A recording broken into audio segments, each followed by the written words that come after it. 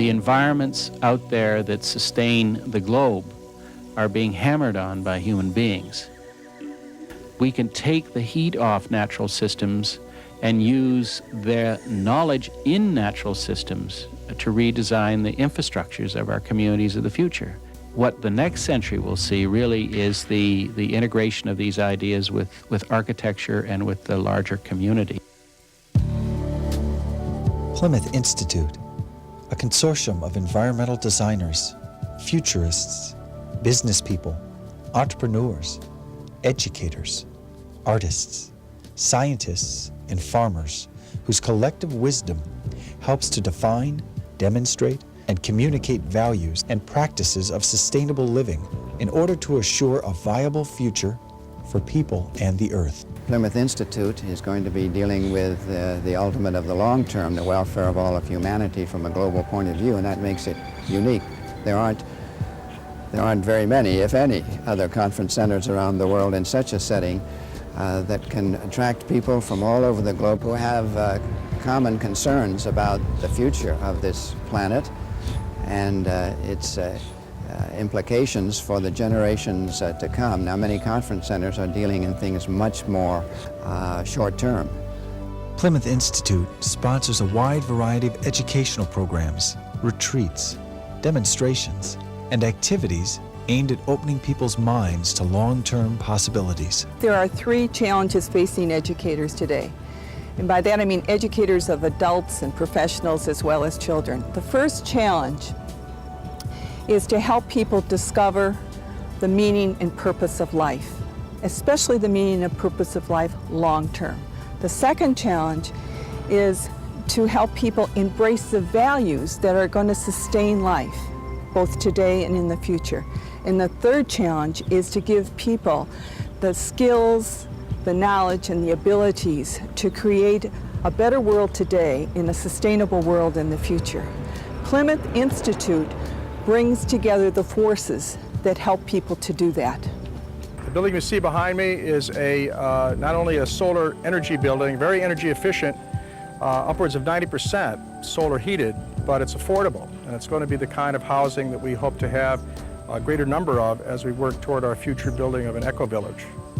And this will extend the 1977 begun experiment here at High Wind, where they began with a small eco-village and then learning center. We really hope to look at the entire valley here as a learning and R&D center in the future, where we can do very practical kinds of experimental work like this Earthbox home in the background for affordable pricing, and then do theoretical research along the lines that Buckminster Fuller developed in the 70s and 80s with geodesic structures. So our tactic is to not only do everything from housing to look at future for transportation, but to also work in food production related to aquaculture, organic farming, and to then see how all the interconnections come together. It's the richness of the interconnections that actually make for what we consider the future for this technology.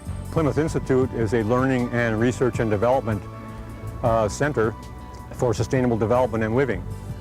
And the word sustainable development, nobody knew what it meant until the UN conference, or called the Earth Summit, held in Rio de Janeiro in June of 1992. And now it's become part of the popular culture. And then a year later, the president established a council to try to bring sustainable development policy nationally into the U.S. And here in Plymouth Institute, we're trying to bring this down from the global and national level down to how can we make something happen here locally in Wisconsin and this area. And I, for one, believe that the 21st century is going to have new technologies, new ideas, renewable energy, new kinds of ecological thinking. And if we can begin to prepare our young people for this kind of 21st century culture, we're in the game. I think John Dewey at the turn of the century promoted the hands-on learning concept a lot.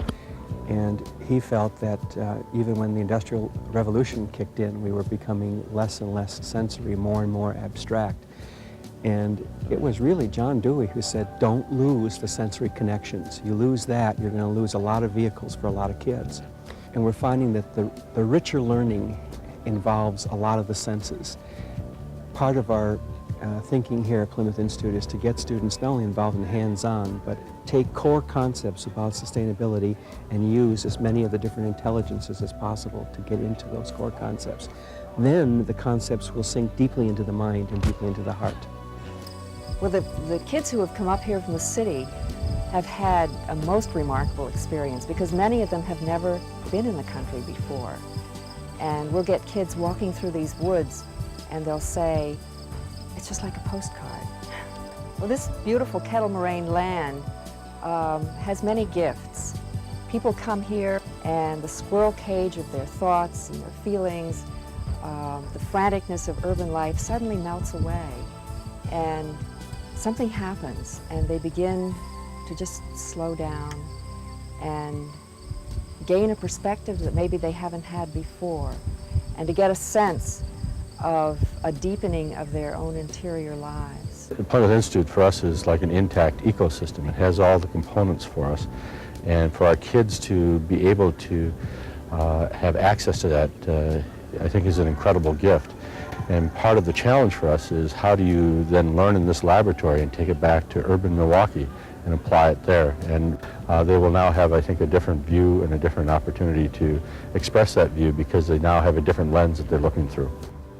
An impressive schedule of workshops, retreats, and lectures featuring leading scientists, business people, environmental designers, educators, artists, authors, legislators, futurists, and entrepreneurs are all part of what makes Plymouth Institute a unique and vital center for learning and change.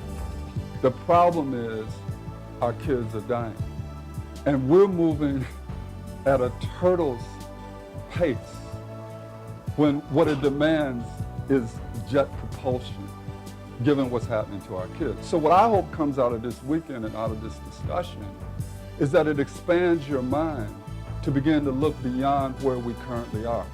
Because even those of you who are at the edge of MPS, you're still too far behind where we need to be.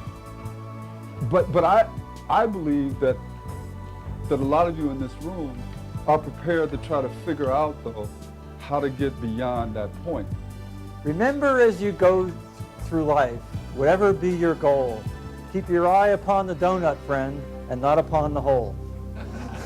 And that is as good as an introduction to my book as anything else I can think of.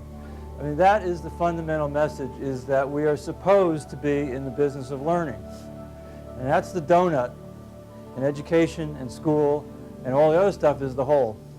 And most of the politics and the process and the courses and all the other stuff is constantly talking about the structure of an institution, and we have lost sight of process. Plymouth Institute, a workshop for hands-on learning.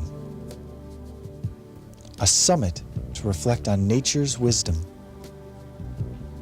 A laboratory for creating models for sustainability.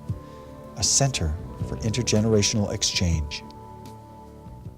I like the idea of Plymouth Institute. I like what Plymouth Institute is doing because I think that the long-term solutions to environmental problems and education and all the kinds of activities that are going on at Plymouth are what is necessary and what's needed, not the short term. This is not nostalgic stuff. This is fairly hard-nosed, economically viable, conceived approach of taking the heat off natural systems. And the bits and pieces are all out there. What the next century will see really is the integration of these ideas with architecture and with the larger community.